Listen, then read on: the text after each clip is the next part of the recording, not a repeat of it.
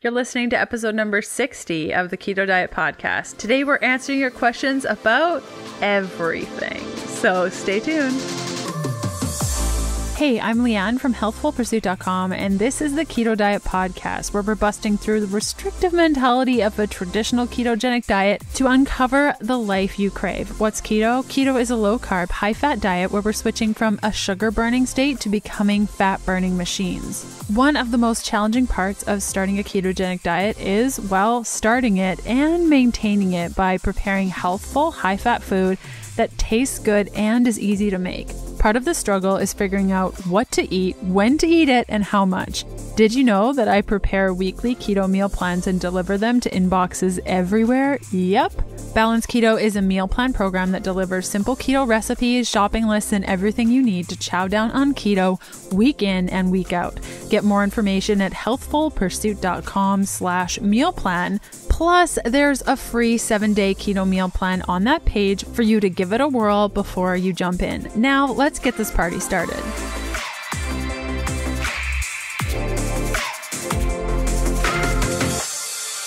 Hey guys, happy Sunday. The show notes and full transcript for today's episode can be found at healthfulpursuit.com/podcast/E60. The transcript is added to the post about 3 to 5 days following the initial air date of this episode. And let's hear from one of our awesome partners.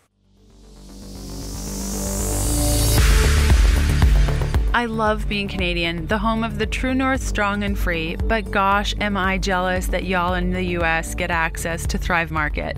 For all of my pals south of the border, my friends at Thrive Market are offering you 35% off your first box of groceries plus free shipping and a 30-day trial. Imagine spending only $9.95 as opposed to the $20.99 on raw cacao powder, or $7.45 on avocado oil mayo as opposed to $13.99 on other online shopping sites. So, on top of their everyday wholesale prices, the extra 35% off your first box of groceries plus free shipping is going to transform a regular $100 grocery run into a $50 to $75 Thrive Market order for the same amount of things.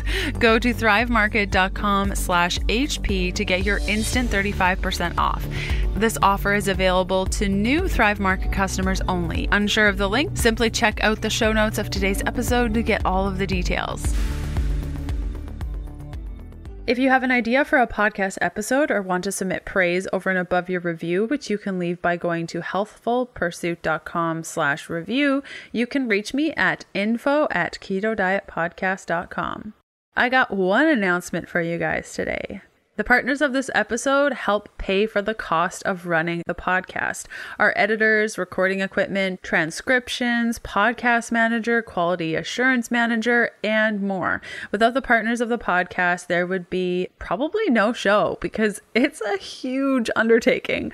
All the partners of the podcast, blog, YouTube channel, and anything I put out there are brands that I know, love, and think you would benefit from too.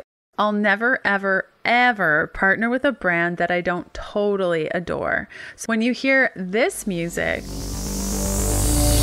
it alerts you that an ad is coming. I try to coordinate offers that everyone will enjoy. I hope you're loving the offers that suit you and see that all of this free content we put together every week, partners make up just a very small percentage of that. And much are there just to benefit you guys and to give you other options of how you can manage your ketogenic diet. We get a lot of questions about partners, so I thought it would be a good reminder of why the partners are on the podcast, why we choose to have partners. It's a huge undertaking, this podcast thing. So today's episode is a little bit unique. I've never done anything like this. We just get so many questions of this nature that we didn't really know where to put all of them. So today I am doing a solo episode, Ask Me Anything, where I'm going to be answering all of your questions, mostly personal questions and also to do with diet and business. And there's a good mishmash of questions. And really, it's you guys over on Facebook, Instagram, Twitter, even in the blog comments of just all these questions that I can't really answer anywhere else. So we thought, why not make this a totally fun, awesome episode? It's episode 60. I'm here in beautiful beautiful Oregon, right on the coast in a place called Oceanside. I'm hanging out in a hotel room by myself. It's a gorgeous little place. I can see the ocean. It's crazy amazing here. And I just figured, why don't we just all hang out and I'll answer your questions. The fun part is I have not seen these questions. Our podcast manager put things together. I have never read them. So if my reaction is a little bit taken back on some, it's only because I have never read these questions. So let's get started. The Keto Diet Podcast, including show notes and links, provides information in respect to healthy living, recipes, nutrition, and diet, and is intended for informational purposes only. The information provided is not a substitute for medical advice, diagnosis, or treatment, nor is it to be construed as such. We cannot guarantee that the information provided on the Keto Diet Podcast reflects the most up-to-date medical research. Information is provided without any representations or warranties of any kind. Please consult a qualified physician for medical advice and always seek the advice of a qualified healthcare provider with any questions you may have regarding your health and nutrition program. First group of questions is focused on becoming keto and health on keto. First question. Do you stay 100% keto? Do you make sure your carbs are 5% of your diet? And have you ever fallen off the wagon after a vacation? Awesome question. I wouldn't consider myself to be 100% keto 100% of the time. I think if I thought that 100% of the time, I'd probably not be 100% keto because I'd be so stressed about being 100% keto that I'd be like 80% keto and then be stressed and angry at myself for being 80%. So to answer your question, I don't consider myself to be 100% keto because I think it would totally stress me out. And do I make sure that my carbs are 5% of my diet? No, I ain't got time for that. Basically, I just, when I wake up in the morning, and I get hungry, I think, how can I eat as much fat as possible with as little carbohydrates as possible while also paying attention to nutrients? And then I make myself food. Lately, it's been a lot of bone broth with fat in it or decaf coffee with fat in it. Sometimes I'm just too lazy to make an actual rocket fuel latte because it requires the Vitamix. And since moving into our RV and living in an RV full time, it's just taking out the Vitamix plus blending plus then cleaning the Vitamix. It just feels like a lot of work. So instead, I've been brewing my coffee by boiling my water, putting it in the French press, letting it sit for 5 minutes, putting that coffee into my mug, cleaning out the French press, putting the coffee back into the mug, adding my MCT oil powder. I also add collagen, and I also add a little bit of perfect keto collagen. And the reason I add that is that it has stevia and a little bit of cacao powder in there. So it just naturally makes the coffee better. And then I just froth it up with the actual French press, and then I just drink that. And that usually sets the stage for me making quote unquote better choices all day. I find that when I have that fatty drink in the morning, I just naturally gravitate to like higher fat foods. And when I do feel like a carb up, which is usually once a week or so, I have the carb up. I don't stress about it much. I just set the intention of eating low carb, high fat. And, when I do test my ketones, which is quite rarely, I'm always on point. And I really just go off how I feel. If I start craving carbohydrates, I know I probably overdid it. Or if my brain gets a little bit foggy, I know I probably overdid it. So I just kind of go off how I feel. And as for falling off the wagon after a vacation, I don't see that there is a wagon. And I think when we start to think of there being a wagon, that's when we can run into issues. So when I'm on vacation, sometimes it's harder to find keto options. So oftentimes when I get back from vacation, I find like I'm always fat deprived. But I think because I don't think that there's a wagon and because I honor my body and just try to make the best choices, it's less of an all-out binge fest when I'm on vacation because I'm not thinking, oh my gosh, all these tempting foods, I can't have any of them. And when I get back from vacation, it's always like, oh my gosh, I didn't have enough fat. I can't wait to get home to eat more fat. So I think it's all in the way that you structure your eating style, and that's why I choose not to track. Second question, tracking and restricting. How did you transition from tracking and restrictive eating to intuitive eating? Assuming your caloric intake increased, did you follow any type of plan to get your calories up to a good level like reverse dieting, or did you just start eating more? Awesome question. Just so happens I have a product totally dedicated to my experience going from tracking to not tracking. It's called Fat Fueled. I'll include a link in the show notes. No, but actually the process was quite, I wouldn't say it was challenging. It was more just like really hard on my mind, I would say. I know that when, I made the decision to stop tracking and stop being crazy around food, my husband and I were in Mexico for our honeymoon, sort of, I guess you could call it. And I was watching him eat an Oreo and I could hear it and smell it and breathe it and think I couldn't get enough of watching him eat this Oreo. And I was like, wow, I have a problem. And so that was kind of the moment that I decided to step forward. And then what helped me facilitate that change was surrounding myself with people of the same mindset. So I stopped following keto people that were tracking macros and being all about macro life. I started following a lot of body positive people, and I just started going off how I felt. If I was hungry, I was going to eat.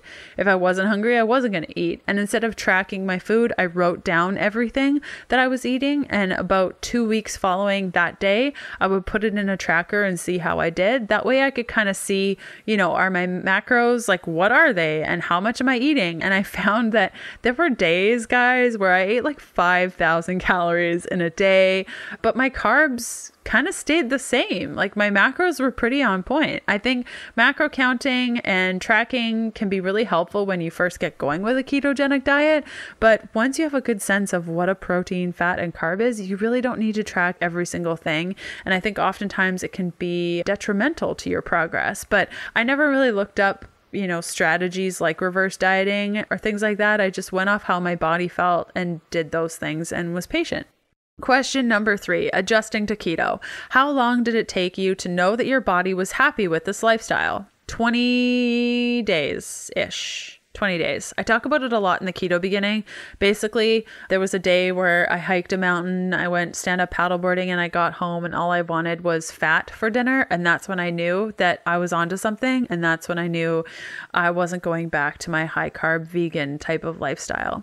Question number 4, food intolerance. What are your experiences with food intolerances? How much time do you have? Basically, I am sensitive to basically all things, including most humans. No, I'm kidding.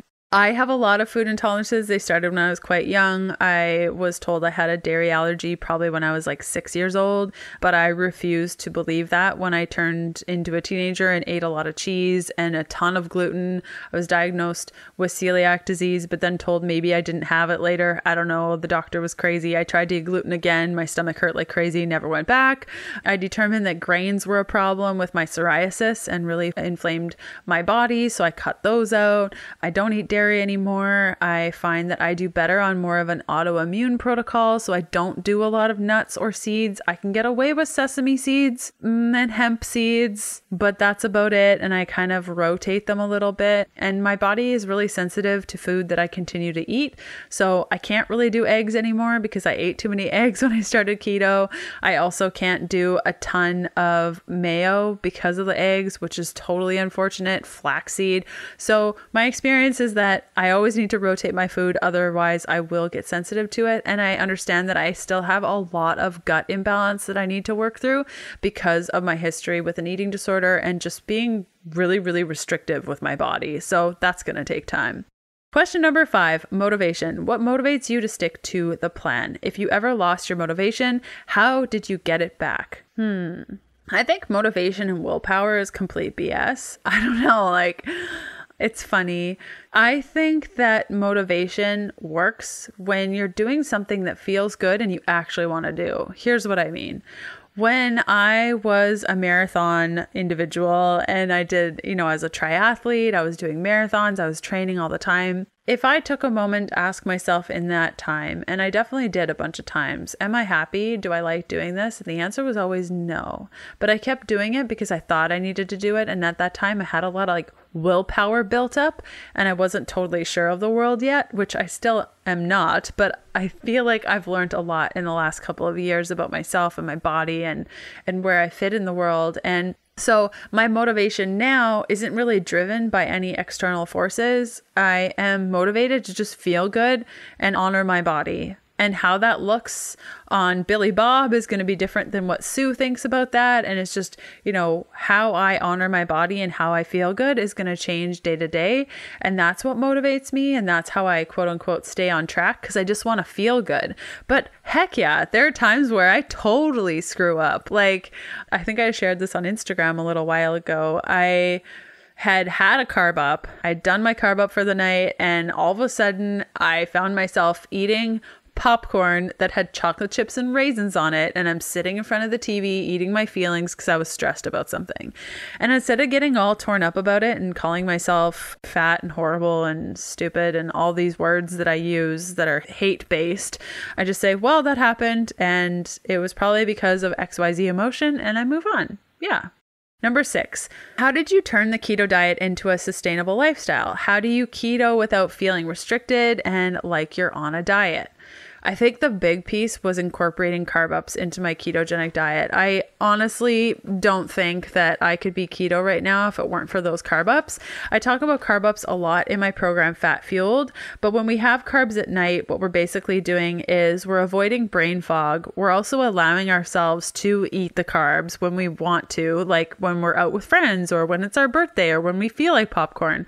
So by eating those carbs at night, we're avoiding the brain fog that we would have if we had the carbs in the morning or at lunch. We are going to eliminate the need to binge because we feel a lot freer with our choices. We increase our insulin sensitivity. We have better sleep. So if you're not sure what carbs are, carb ups, I'll include a link in the show notes about what a carb up is and how you can get in on the party. And I think this really ties in line with maintaining keto long term. It's really, for me, it's been don't go crazy about food. Don't surround yourself with people that are also crazy about food and macros or think that you need to track your ketones in order to be successful, and just have a good time and do things that make you feel good. And if things don't make you feel good, don't do them. Number 7, I'd like to know more details about how you regained your menstrual cycle, specifically what worked for you and what didn't work.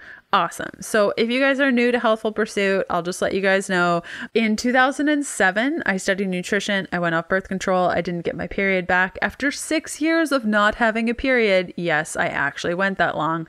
I decided to do something about it. I went on hormone replacement therapy, and that made me gain a lot of weight. Note, I did not say bioidentical hormone replacement therapy, totally different. Went on hormone replacement therapy, made me gain a bunch of weight, which is how I found keto. And after 6 months of eating keto and feeling like sort of miserable but looking really good, I decided to adjust my ketogenic diet, which is how I landed on the Fat Fueled approach, which is what I share in my program, Fat Fueled, which I'll also include a link to in the show notes. So how I got to that Fat Fueled approach was really deciding that my life was better than hanging out in my pantry counting calories on MyFitnessPal. And so that process of not tracking, of eating when I was hungry, of not forcing myself to fast, those were the big pieces that got my period back. One of the biggest parts to getting my period back was I stopped intermittent fasting on a ketogenic diet. So when I was hungry in the morning, I ate. When I was hungry at 2:00 in the morning, I ate. If I was hungry at 9 p.m. and it was outside of my eating window, I ate. The other one is eating enough fat and eating enough. So when I was hungry, I ate a lot of fatty stuff. And then the other one was that I stopped working out. I stopped running. I stopped cycling. I stopped lifting. I stopped all the things. And I gave myself 6 months for that. And after 6 months, my hormones were a lot better. That I gave myself 9 months. And then my period came back. And when I went to the gym recently, probably about 6 months ago, I started going to the gym again and my hormones got really bad. I missed my period. So now I just do a ton of walking. I love walking. Since we've been here at the ocean, I've been probably walking about 2 hours a day. I do yoga in the morning. I stretch. I sit in front of my sauna. More information coming about how I'm able to be in a sauna in an RV. I'll tell you about that. But those are some things that worked. For things that didn't work is hormone replacement therapy. Eating all of the carbs didn't help. Being vegan didn't help. Counting calories didn't help. Working out still didn't help. So I hope that was helpful. Number 8, what is the most unexpected benefit of living ketogenic that you have seen in your life? I really wasn't expecting to be a happier person. Honestly, I would say that I'm momentously more happy than I was when I was eating all the carbs and the sugar. I think because it just has given me more brain space. So that would be my answer. We'll get right back to your questions and my answers after this message from one of our podcast partners. The podcast is partnered with Keto Collagen, a blend of collagen and MCT oil powder created by our friends at Perfect Keto. Each scoop of Keto Collagen has 5 grams of MCT oil powder and 10 grams of USA-raised grass-fed collagen, sweetened with stevia with a little cacao powder sprinkled in. The collagen supports connective tissue, ligament, tendon, skin, hair, and nail health, while the MCT oil powder boosts mental performance, increases fat burning potential, increases satiety, and boosts your fat intake for the day. Keto Collagen is great added to your daily coffee and is a fabulous travel companion. You can use the coupon code HEALTHFUL, all in caps, no spaces, for 15% off Keto Collagen at healthfulpursuit.com/collagen. Unsure of the link? Simply check out the show notes of today's episode to get all of the details. Dipping down into the mindfulness practice and how I practice mindfulness. Question number 9. What is the thing you do every day to stay balanced and happy? I mentioned this a little bit ago. I really love waking up and stretching. Even if it's just like in bed, I like stretching. I also love reading. I just started up reading again, and it's been a couple of months since I started, and I love it so much. I just can't even. So I usually stretch and read, sometimes at the same time. I always give Kevin a kiss in the morning, even if I'm in a rush. I always like saying hello to each of our dogs. We have 3. So those are a couple of things that I do right when I wake up. I really like having that morning practice. I always wash my face, brush my teeth, do my hair, put on makeup before I do anything else. I just feel like that's important, and it gives me time to just spend with myself. I also really enjoy renting hotel rooms by myself and working.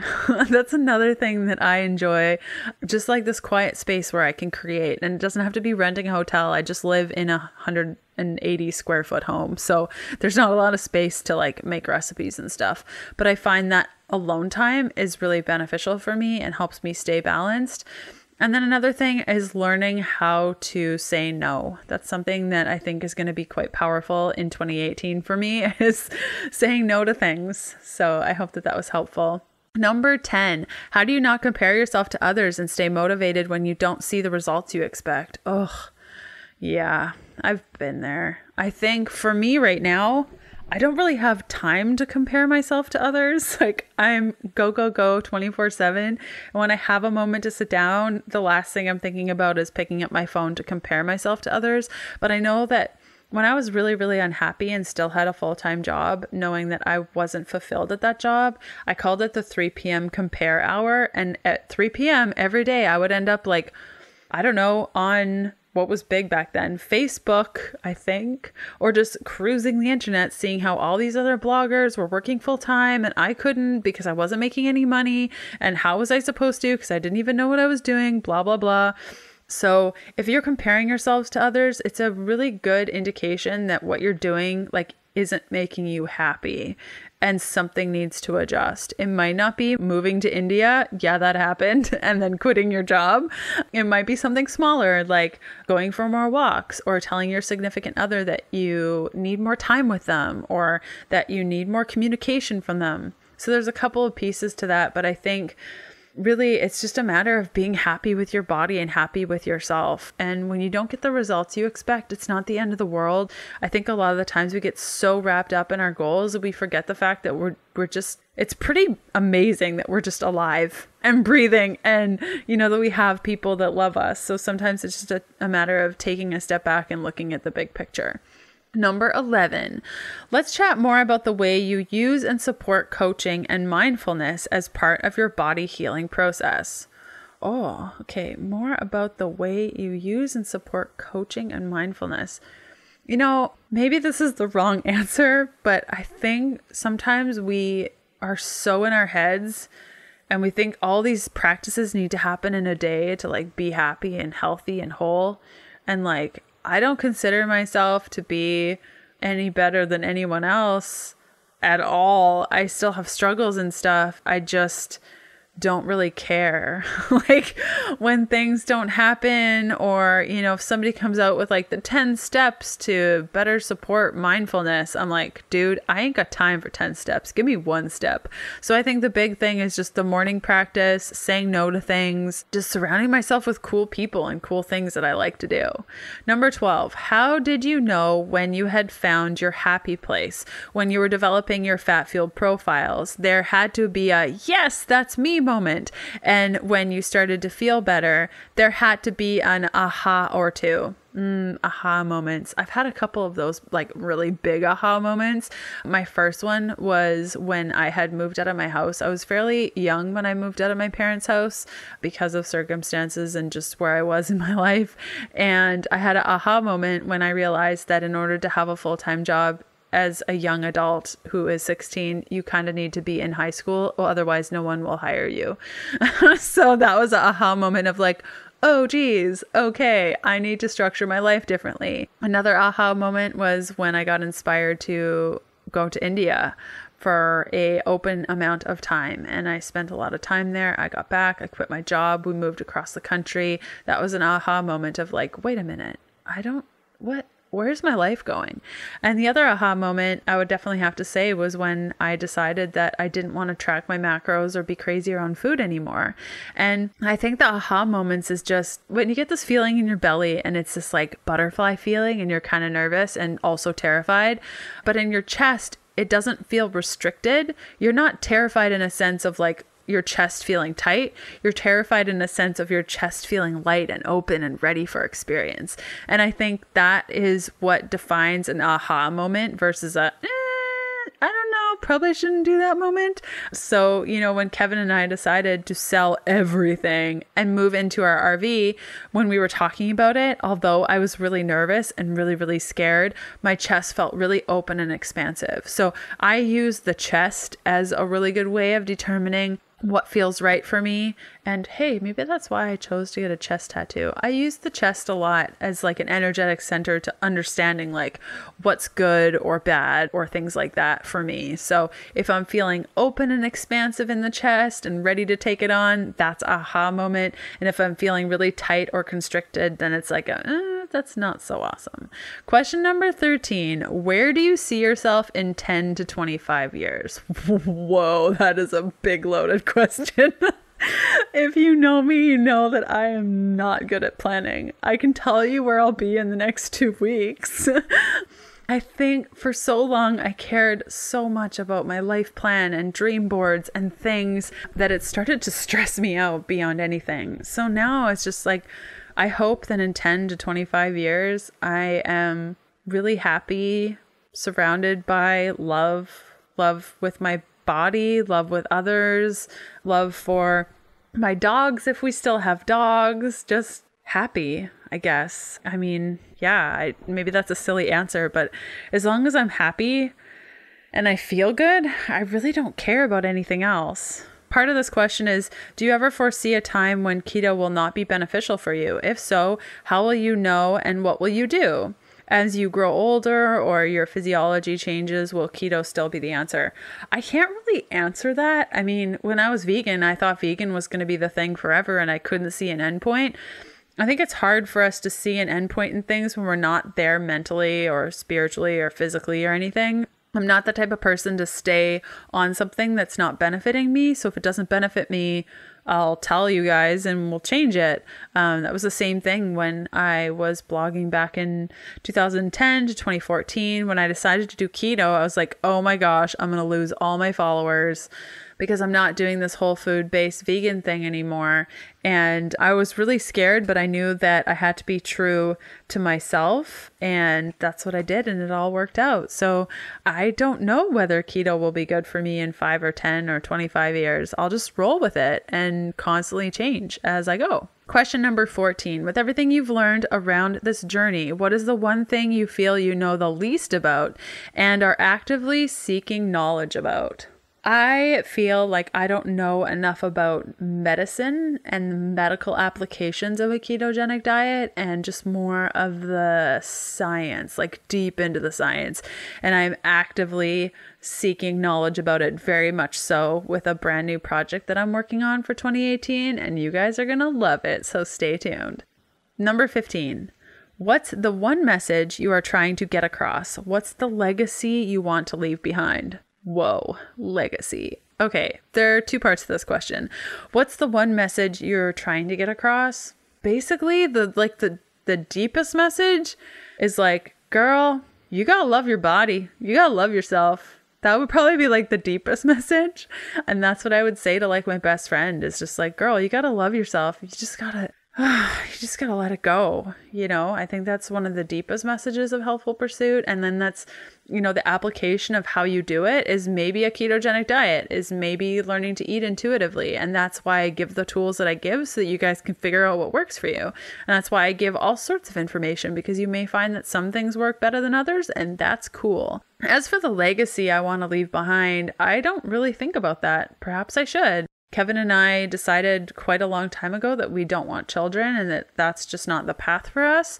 And so, I've always imagined that the energy that I would have spent in children, we definitely spend with our work. And I think the number one thing, and Kevin and I talk about this quite often, is we just want to help people. So if there's things that we're experiencing that might help someone else, or maybe somebody I've met says something that I think that information will help somebody else, I just want to be that person that allows for that information to be shared. So I guess, if I were to die tomorrow and people were talking about the work that I did on this planet and stuff, I would hope that people would say that I just was able to help them. Really, that's all I really care about, so that they can be happy and healthy and feel good about life. Okay, let's get to the fun stuff, because I've been waiting like 30 minutes to get to these questions. I've been told they're pretty great. Question number 16. How did you know you wanted to be a blogger? Ooh, okay. This is so cool that this question was asked, because it's something I've been thinking about quite recently. I don't know if anyone has this feeling, but lately I've felt that like every little piece of my life as I was aging and, adolescence and being a young adult was like preparing me for this moment. It might sound kind of weird, but all of the skills that I learned from the age of like 10 to like 25 are things that I'm using quite actively in my job now. It's not like I knew I wanted to be a blogger, but I can remember in health class, I was probably, 11 years old. The health teacher asked the class, what do you want to be when you grow up? Everyone stand up and talk about what they want to be. And so when it came to my turn, I said, well, I don't really know what I want to be, but I know that I don't want a boss and I don't want an office. I don't want to be told what to do, and I want to teach people. And I'll never forget the health teacher said that job doesn't exist. Everyone needs a boss, and everyone, needs to do things that they don't like doing. And I would say that I've pretty much defined that job for myself, and that's quite cool. But, I was an expediter when I was going through school, which is basically quality assurance for the kitchen at a restaurant. So I would make sure that all the dishes went out properly, that everything was prepared right, it looked good. So that's really helped me with my food preparation skills and knowing how to structure a plate so that it looks clean and nice. Kevin is a photographer or studied photography, and I had a couple of friends in school that did a lot of photography. I was an art major as well. So that's how I learned a lot to do with the photography piece of my job. And, with the marketing piece, I never went to school for marketing. I ended up working at a call center when I was younger, and I worked myself up to the supervisor of the call center, and then moved over to marketing and worked myself up to a program manager and managed a whole bunch of people in that marketing group. So I just kind of have moved up in the ranks of my jobs, learning all that I can learn, watching a bunch of YouTube videos. And when I learned what a blogger was, I said, that's pretty cool. I want to start a blog. And now I wouldn't consider myself a blogger. I would say I'm more so a writer than anything, or creator, because I create all sorts of things. And I just want to create things that ultimately give you the tools to be able to do what you want to do. But I feel like I've been in training for this specific role for a really long time, and that's how I know that it was meant to be. Question 17. I would love to know the stories behind each of your tattoos. Okay. Everyone asks, this is probably the number one question of this entire episode. I get this question so much. So I'm going to try not to forget any because I do have a lot of tattoos. I'll start from the feet and go up. So I have 2 tattoos on my feet because I got 2 feet. The first tattoo is one of a bunny. It's a bunny because my dad's nickname for me is Bunny. Basically, when I was a kid, my mom bought me this bunny costume. My dad thought it was the coolest thing, and every time he saw me, he would get really excited, and the name just stuck. So much so that when I worked with my dad, he still called me Bunny in the office. It was quite mortifying. I was like a young kid, and he called me Bunny, and there were like cute boys that worked there, and it was just horrible. But even to this day, I don't think he ever calls me Leanne. The other tattoo on my other foot is of a cow, and it's a cow because I have a thing for cows. It started when I was little. My parents and my sister and I used to go on summer vacation to places that were pretty close. We didn't have a lot of money, so they were like simple vacations. I didn't go on a plane until I was almost 20. I had never been outside of Canada until I was 20 something. So it was very close proximity vacations. And on those vacations, there wasn't a lot to do. There were no TVs and cars back then. Like, it's either you look out the window or you read a book or you listen to an audiobook on cassette. That was it. And so my sister and I had a game that we liked to play called Count the Jersey Cows. And I thought it was the coolest thing. And she would take one window on her side and I would take the other, and we would count cows on our way to vacation. Well, she's a lot younger than me and not as bright as this one because I'm older. And we used to count, and whoever had the higher number won. Well, I would just randomly pick a number that was higher than hers and always made her say her number first. So she would say, I count 615 cows. I'd be like, oh my gosh, I counted 1,000. So that's where the cows came from. I also have a tattoo on my stomach. It says Beautiful Disaster. It's a 311 song that I fell in love with as I was overcoming my experience with an eating disorder. So I decided to get that tattoo on my stomach to remind me of that song and what it means to me. I have a killer lobster on one of my ribs. It's a pretty long story. Basically, the gist of it was we were in Maine. I was eating lobster, and I would say, I can't even remember how old I was. I was pretty old, and we were eating lobster, and my mom goes, honey, where did you put the lobster stomach? And I'm like, lobster stomach? What? Like, my whole plate was clean. And she's like, oh, you ate the stomach, but don't worry, it's a delicacy in some countries. And then I threw up all over myself. And now I'm terrified of crustaceans. Like, I can't even see people eat them or touch them, or when we go scuba diving, I can't even. So, even talking about it makes me want to gag. I also have a tattoo on my back. It's of a wave with music notes. It was my very first tattoo, and I hate it a lot because the tattoo artist that drew it didn't really give me what I wanted, but I didn't want to hurt his feelings, so I had him tattoo me anyways, which life lesson on that. But it says, life is music, music is love, love is life. So there's that. I also have music notes on the back of my ear. I have a chest tattoo. If you haven't seen it already, it's kind of plain sight. And it's of sunflowers. I used to play under a batch of sunflowers in a garden when I was growing up. I used to play Barbies and all the things. And when I learned how to sew and craft, I loved sunflowers, and I made sunflower quilts and sunflower hats and I was just obsessed with sunflowers as a kid. I also have wrist tattoos that say True Self on it. And I have a tattoo on the back of my neck, but I can't remember what it's of. I never see it. What is it of? Oh, it says Just Be. I think that's it. I've always dreamt about getting more. I really want sleeves one day. I just haven't found the time or interest yet. I think about them, but not enough to care right now. We'll get right back to your questions and my answers after this message from one of our podcast partners.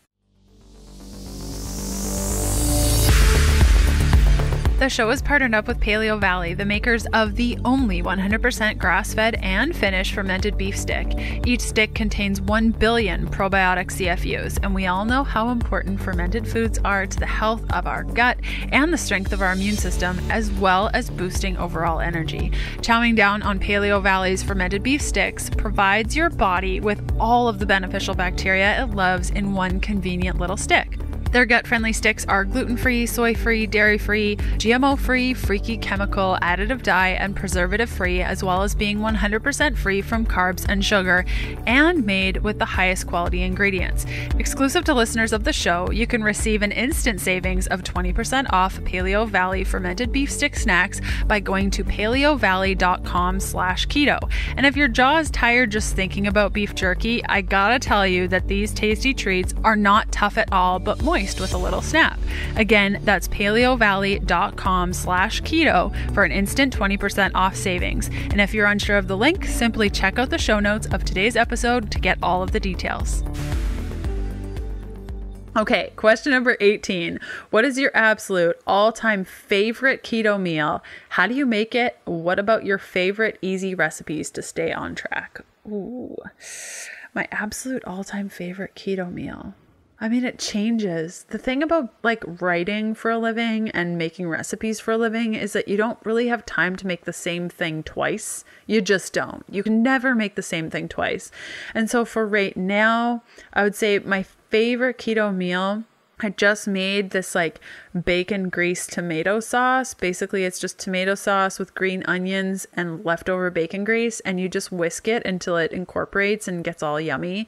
And then I serve that with some sort of like grain-free bread almost. You can make it with almond flour or sunflower seed or basically any flour. And it's usually about a cup of flour with an egg that's cooked. I can handle cooked eggs sometimes, with pepper and salt, and you just cook it like you would bread, and then you cut it up and you just dip the bread in the tomato sauce that's like filled with fat and delicious. And then I put some sort of meat or vegetable on top of it, almost like cheese and crackers, but different. Usually I use a Paleo Valley grass-fed beef stick because delicious. Kevin, he's eating cheese now, so he puts cheese on his. We've put like roasted vegetables on there. We've done raw vegetables. Yeah, I would have to say that's probably my favorite keto thing right now because it's super easy and delicious and could be a snack, but could also be considered dinner.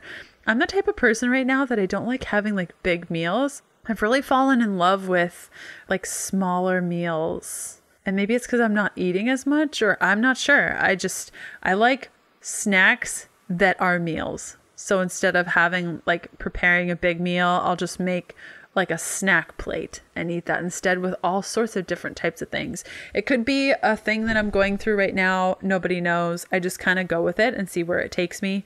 I would have to say that's probably my favorite. Oh, I also have a favorite meal of grated cauliflower with ground beef and nutritional yeast with a little bit of vinegar. I probably eat that at least once a week. I really love that meal. Favorite easy recipes to stay on track. I don't know. I guess my fatty coffees would be considered one that I use to just like not motivate me for the day, but to just like to set the tone of the day. I find that if I don't have a fatty coffee or I go too long without eating, I just make not the best choices and I'll just end up picking on things all day instead of like actually eating. So my fatty coffee that I described earlier with frothing it with the French press, that's what I've been doing lately. I also like rocket fuel lattes. They've just been too much work for me right now. So I would have to say that definitely. And then for like fat bombs and stuff like that, I don't really do fat bombs anymore because of the sweeteners. And I just find like I was eating so many of them. So if I'm hungry halfway through the day, I really like just a piece of dark chocolate with some coconut butter on it. Super simple. Number 19, is there one food or meal that you wish you could go into any restaurant or kiosk at an airport and order that isn't currently available? When I'm at the airport, what do I want? I don't know. I feel like I can find everything as long as I bring my MCT oil powder with me that's mixed with some collagen. And I also bring some sort of like nut butter, seed butter thing. I really like coconut butter. I'm usually pretty good at airports. Like if I'm at an airport and I'm hungry and it's beyond just like getting a coffee to add the MCT powder to, or, finding a bar of chocolate that I can put the coconut butter on, I'll usually just like get a salad or a burger or a steak or bacon. I mean, it's not going to be the best quality. I guess here's a thought. It'd be really, really cool if grass-fed, grass-finished meats were more available when I'm traveling, because I always get so inflamed after my trips and I have to deal with inflammation for like weeks on end until it gets resolved. So I think it's not necessarily like a meal or keto type of food. It's just the quality. It'd be really cool if the quality was better. Number 20. Who would you love to share a day in your kitchen with and why? First off, they'd have to be able to fit in a quite small kitchen. Maybe we could use their kitchen because my kitchen is really tiny. Who would I want to share a day with in my kitchen and why? Well, you don't know her, but she's been on the podcast before. Her name is Christina Vogel, and she's my sister. And since moving into the RV and living full-time traveling, it's been really hard on me to not be with her all the time. My sister and I, she's 3 years younger. She's the most amazing being. She's so kind and generous and thoughtful and just so loving. And we used to have a thing called Sister Days on Thursdays, and we would get together and like eat all the foods and watch all the TVs and just hang out. So I would have to say if she could come to my kitchen and just hang out with me and we could drink tea and chat and giggle, I would be the most happiest person in the entire world. So I'm sorry it's nobody famous, but that wouldn't be as cool as hanging out with my sister. Number 21. If you could have a keto meal with any one person, dead or alive, who would it be and why? Could that person's life be changed by keto if they haven't already? Okay. Does it have to be a famous person? One person, dead or alive. Okay, great. I always feel like these questions are like famous people only, but I don't want to meet famous people. If I could have a keto meal with one person, dead or alive, it would be my grandpa, and it would be my grandpa in his like 30s.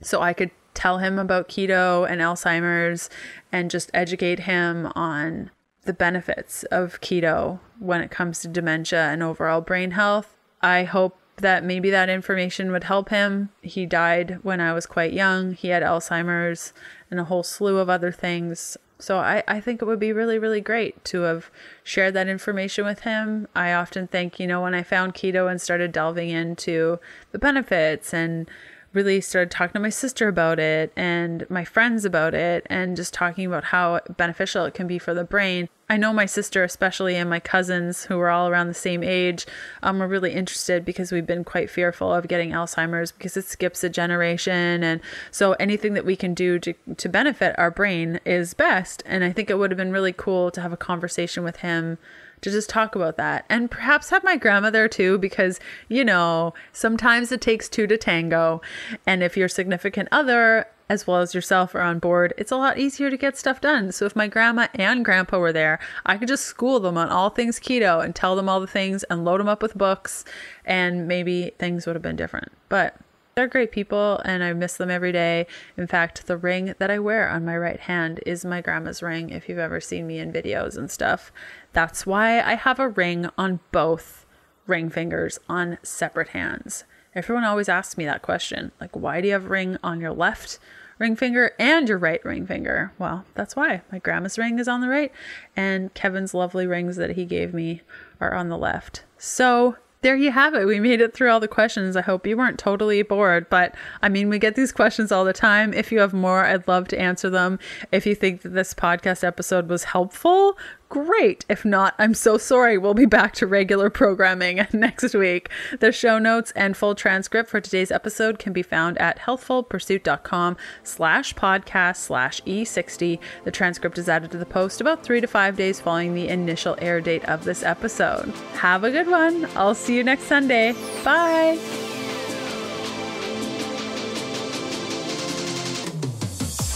And that does it for another episode of the Keto Diet Podcast. Thanks for listening in. You can follow me on Instagram by searching Healthful Pursuit, where you'll find daily keto eats and other fun things. And check out all of my keto supportive programs, bundles, guides, and other cool things over at healthfulpursuit.com/shop. And I'll see you next Sunday. Bye.